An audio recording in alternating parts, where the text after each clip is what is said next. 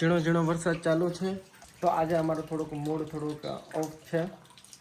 આજે અમે સવારમાં બહુ ખરાબ ન્યૂઝ સાંભળ્યા છે એટલે થોડુંક બ્લોગ લેવાનું એટલું મન પણ નહોતું પણ તો પણ બ્લોગ લઈ છીએ. આજે પ્રીતિ ઉદાસ છે સવારથી કારણ કે પ્રીતિના ઘરે એટલે કે પ્રીતિના ઘરે ને નેબરહુડમાં એક દીકરીનું અવસાન થયેલું છે 8 થી 9 વર્ષની.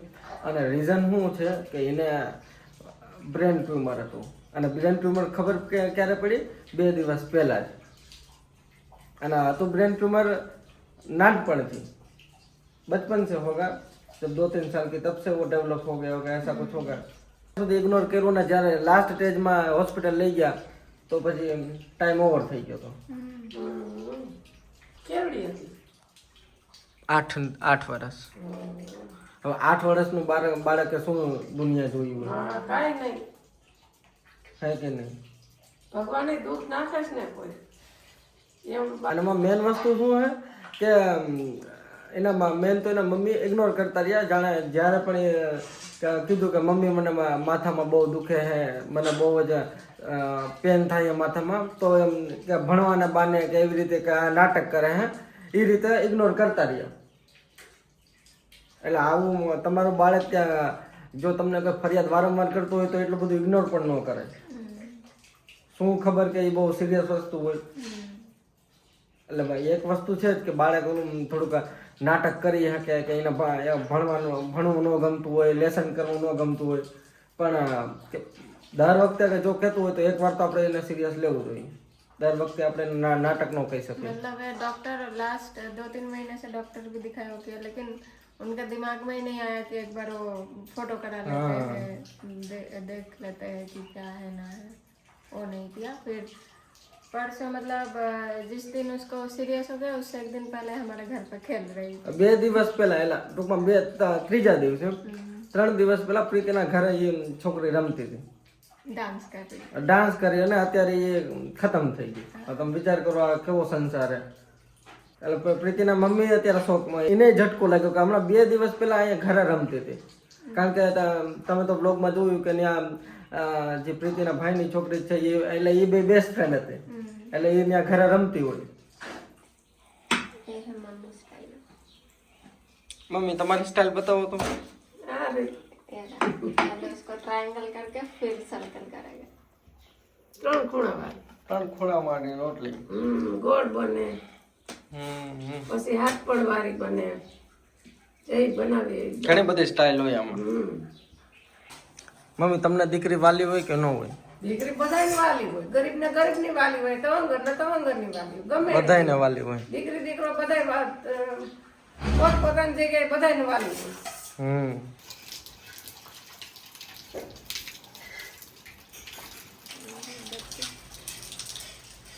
પ્રીતિએ એ દીકરીને એના ખોળામાં રમાડેલી છે. એના પ્રીતિ જ્યારે ઘરે હતી ત્યારે એટલે ટૂંકમાં જ્યારે એ બાળકી 1-2 વર્ષની હતી ત્યારે પ્રીતિ એના ઘરે જ રમતી અને પ્રીતિ લઈ આવતી એને. એટલે પ્રીતિને બહુ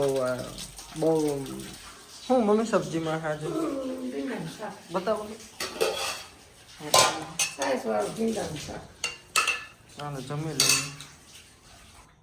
પપ્પા વરસાદ આજે શું કે? વરસાદ તો સવારનો રેડા પછી રેડા ચાલુ જ છે. ઝીણો. હા, રેડા આવ્યા કરે. શ્રાવણ મહિના જેવું.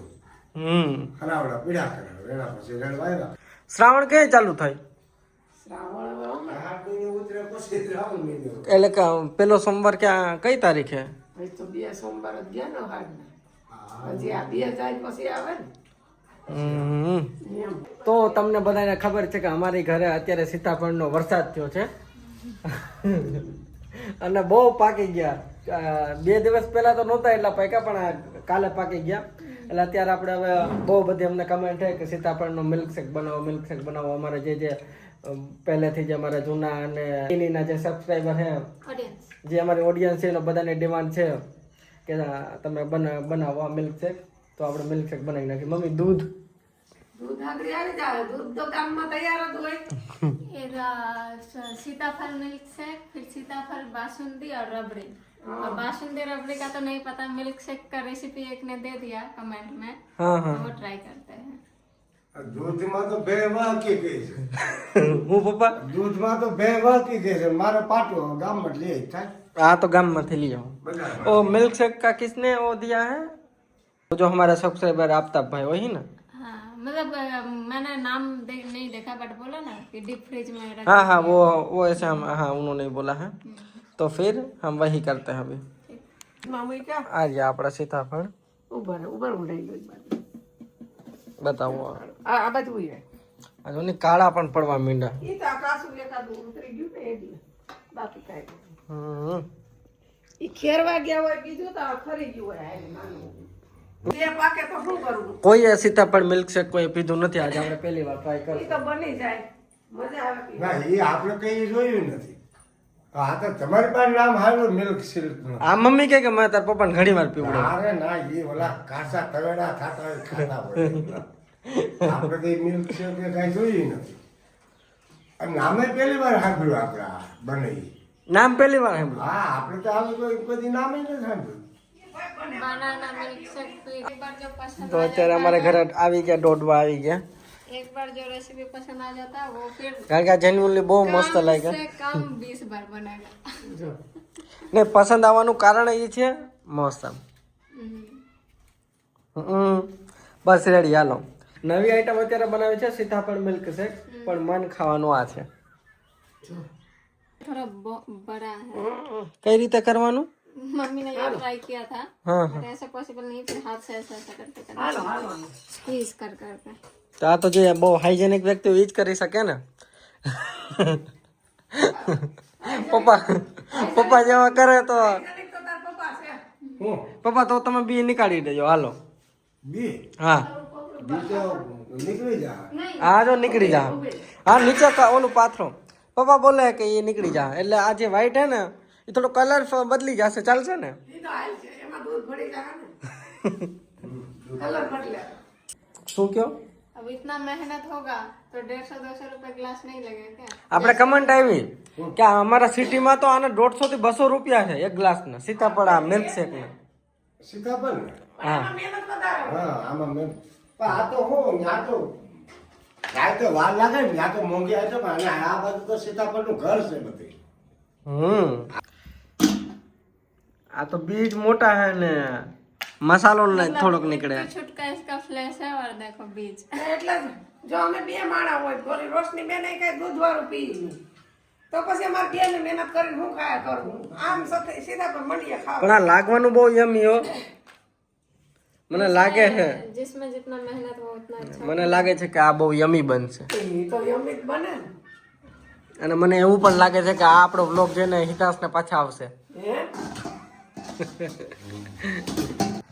અત્યારે બધા લાગી પડ્યા હે क्योंकि अकेले करो तो फिर અત્યારે બધા લાગી ગયા डिनर पीछे हो जाएगा डिनर का टाइम ડિનર 12 વાગે બને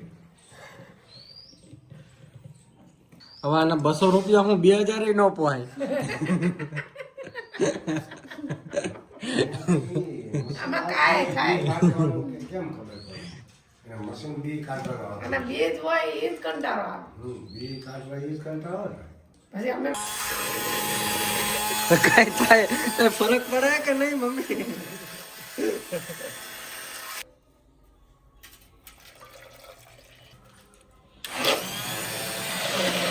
सब कुछ घूम रहा है હા પેલા તો કઈ ફરતું જ નહોતું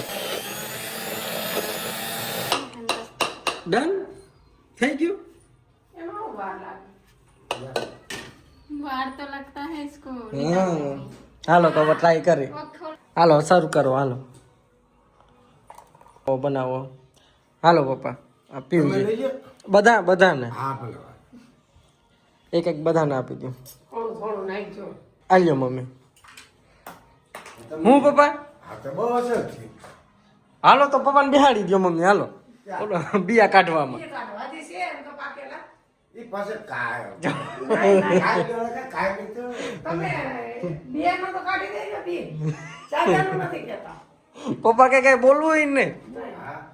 અને આટલું મેળ વધારે હોય તમારે મેળ ખાવાય નહીં તો એ કાંઈ વાંધો નહીં હાલશે ચાલો આપો મને ચાલો તમે ટ્રાય કરો તો હવે सबका रिएक्शन देख के फिर पीना પીવું તો હા પીવું તો કેવું લાગે अच्छा है।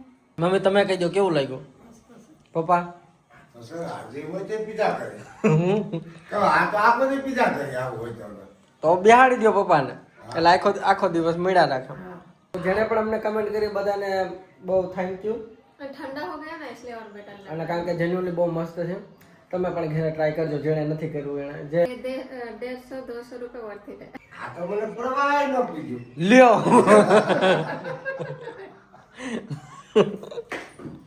મમ્મી કાઢી દેજો હે એ પી કાઢી દેજો ને એટલે પ્રવાહ ડબલ પ્રવાહ એટલે કે એમ જરીક એક ખૂણે જરીક આ તો ખાલી ગળું ભીનું થયું ઘણું ભીનું થયું એવું રાતનો મેન્યુ કઢી ખીચડી कढ़ी खिचड़ी रोटला एंड इफ यू वांट रोटली तो रोटली। નહીં રોટલા નહીં કઢી ખીચડી બની ગયા હવે રોટલા જ બનાવવાના હવે ખાલી બાજરી રોટલા કરો કઢાઈ ગયો આજ પ્રીતિન ઘરની બાજુમાં જે આજ પ્રીતિન ઘરની બાજુમાં છે ત્યાં એને દીકરી ઓફ થઈ ગઈ 8 વર્ષની આ તો કઈ બીમાર થઈ છોકરી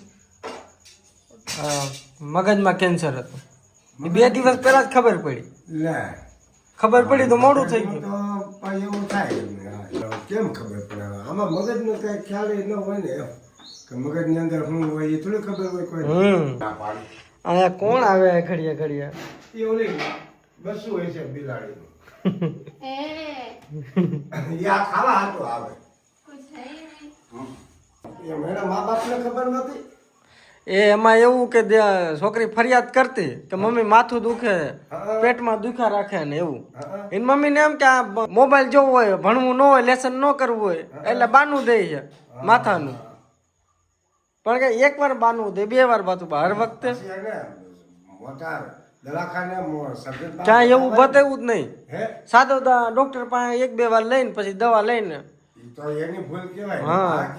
એકાદી વાર કહે તો આપણે જાવ તું કરે પછી 3-4 વાર કહે એટલે પછી આપણે એનું મગજની આપણે કરવું પડે ને ટ્રીટમેન્ટ છે સોનોગ્રાફી છે એક્સરે છે હા એ કરાવ્યું જ નહીં એ ટૂંકમાં ટાઈમ ઓવર થઈ ગયો हाँ પછી ક્યાં હુआ था वो 2 दिन पहले क्या हुआ मतलब ऐसे इससे पहले भी स्कूल में एक बार बेहोश हो गई थी और एक बार खेलते खेलते बेहोश हो गई थी। तो वो बच्ची क्या खाती नहीं थी, एकदम नहीं खाती थी कुछ। तो इसका माँ को यही कि न्यूट्रिएंट्स कुछ नहीं है, कुछ नहीं खाती, तो इसीलिए ऐसा बेहोश हो रहा। तो डॉक्टर के पास गए तो ये चीज फिर बोला ही नहीं, बोला कि वीकनेस है बॉडी में। अब डॉक्टर को जो बोलेगा डॉक्टर उस हिसाब से इलाज करेंगे।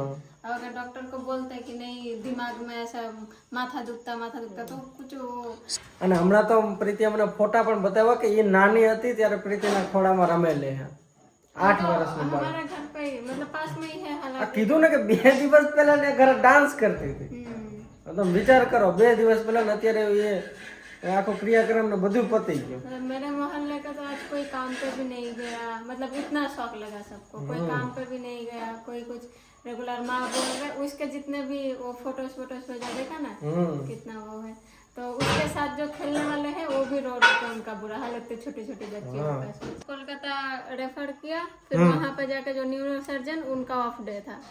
अब तो फिर थोड़ा सा रुकना कि नेक्स्ट डे, तो वो रुके तो शाम तक तो फिर खत्म हो गया। फिर मतलब शाम को वो किया क्या बोलते हैं दिमाग का जो સ્કેન સીટી સ્કેન हाँ जो हाँ वो किया, फिर उसमें पता चलता है कि वो तो घर पे जब सीवियर होने लगा तभी वो ટ્યુમર ફટ ગયા ट्यूमर फट गया है। तो वो तो मतलब फिर आके सर्जन होता भी वो होता तो सेव करना पॉसिबल नहीं था, मिनिमम 6 महीने पहले आते ही या कुछ ऐसा, तो फिर वो सर्जरी के थ्रू कुछ हो सकता था, पर अभी तो कुछ पॉसिबल नहीं है ऐसा। છોકરીને સમય વી સમય વહી ગયો હા આ વેરાય વાળ કરવાની હતી આ તો પૂરા રોડ ભાઈઓ પાય બાંધી પછી પૂરા પછી કઈ ન પછી થાય થોડું ઈ પાણી પછી રહી ગઈ હા मतलब उसका અગાઉ ટ્રીટમેન્ટ કરવાની જરૂર. એટલે બાળકો સાથે થોડુંક સ્ટ્રિક્ટ રહેવું જોઈએ પણ એટલું પણ નહીં કે એ તમને કઈ વાત કરતું હોય ને તમે એને પછી સિવિયર લ્યો જ નહીં હા હા और एक ही बच्ची है। એ આપણા મા બાપ એક જ દીકરી હતી और मतलब अब तो मतलब कोई सिबलिंग भी नहीं, कुछ नहीं, वो इकलौती थी,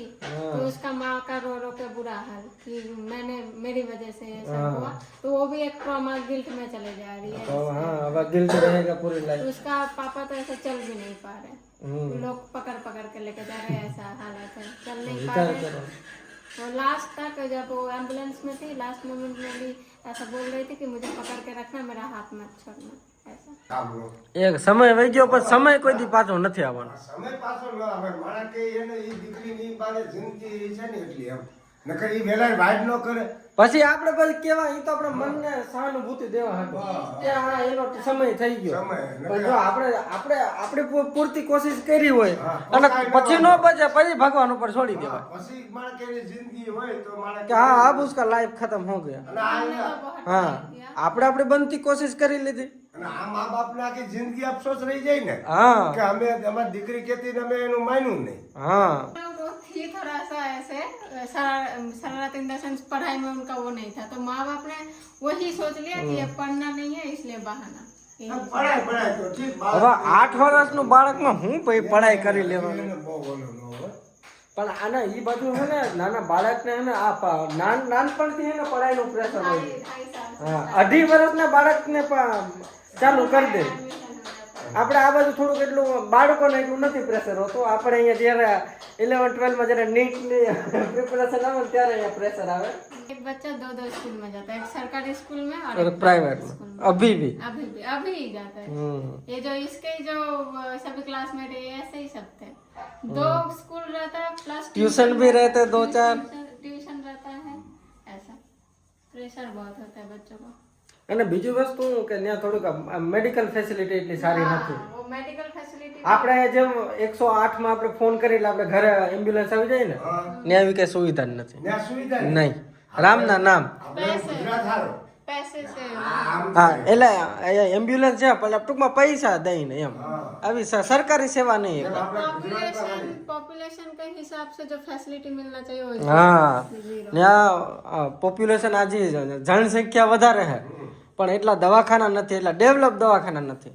આપણે સામાન્ય જુનાગઢ સરકારી દવાખાને જાવ કે એટલે જરૂરી ફેસિલિટી તો તમને મળી જાય. बेड वैकेंट नहीं रहता है સરકારી હોસ્પિટલમાં ખાટલા જ ન હોય ખાલી જ નહીં કઈ નહીં. એમ તો આપણે સરકારી આપણે દવાખાનામાં સરકારી દવાખાનું છે કદાચ રાતે 12 વાગે જાવ હા, તો કોઈ કોઈ ડોક્ટર ના આવે. આવે. એવું આપણે થોડુંક એવું ખોટું ના આવે. આપણે બહુ સારવાર કરે. દવાખાનામાં આપણે સારી સારવાર કરે. આ કીધું ને કે જ્યારે ગયા ત્યાં ડોક્ટર જ હાજર નહોતું કે રજા ઉપર. આપણે તમે બહાર અને એના મા બાપે એ ભાઈ છોકરો જુવાન ગયો મારે જેટલી ઉંમર રહી જાય ને તો ઈ તો ત્યાં રિક્ષા હાકે છે. હવે રિક્ષા હાકે ઈને તો કઈ પ્રાઇવેટ તો એફોર્ડ નહીં કરી પાએગા એટલે ઈ સરકારીમાં જ લઈ ગયા કોલકાતા પણ ત્યાં ડોક્ટર હાજર નહીં. અને આપણે તો આ जितने भी गहने वहने थे सब बेच दिया फिर जितनी भी कमाई थी सब बेच दी. सब दे दिया फिर आस पड़ोस का भी मदद मांग के रखे कि देना बट वो खर्चा करने का मोमेंट ही नहीं है ऐसा बस आने એમ जाने આપણે અહીંયા સરકારી દવાખાનામાં હારું. હમ તમે રાતે 12 વાગે જાઓ 2 આપણી વાગે રોશની નાની હતી અમે 12 વાગે અમે રહી ગયા હતા. તોય સારવાર છે દવા આપણે તરત ઉઠી જાય. આમ ખોટું થોડું હાલે. એમ બહુ એમ સારું. આપણા હાથમાં તમે અમદાવાદ સિવિલમાં જાઓ રાજકોટ જાઓ બધે સુવિધા સારી એમ. અહીંયા આપણે એમ્બ્યુલન્સ જનાવર માટે પણ એમ્બ્યુલન્સ છે હા આપણે અહીં જનાવર માટે અમારે અહીં હકીકતમાં.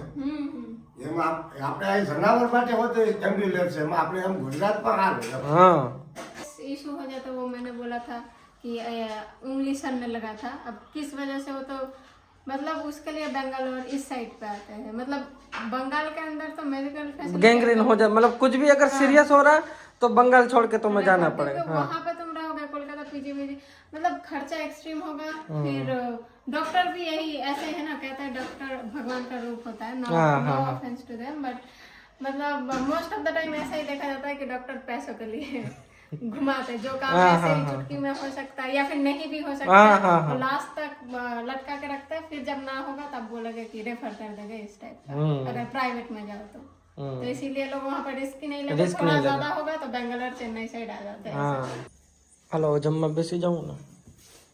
હા, બે. હાલો જમી લઈએ. આજે બધા શાંત કેમ છે કોઈ કઈ બોલતું નથી. બોલવાનું હવે શું હોય? આ જમવા બેહવું એટલે હવે શું બોલવાનું?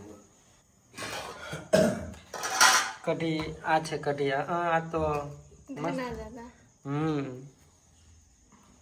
કઢીનો રોટલો એટલે મજા આવી જાય એમ બાજરાનો રોટલો તો બહુ મજા આવે. એટલે કાંઈ ન જોઈએ પ્યોર કાઠિયાવાડી. ચાલો તો આજના બ્લોગમાં બસ એટલું જ. મળીએ નવા બ્લોગમાં ત્યાં સુધી બધાને જય દ્વારકા.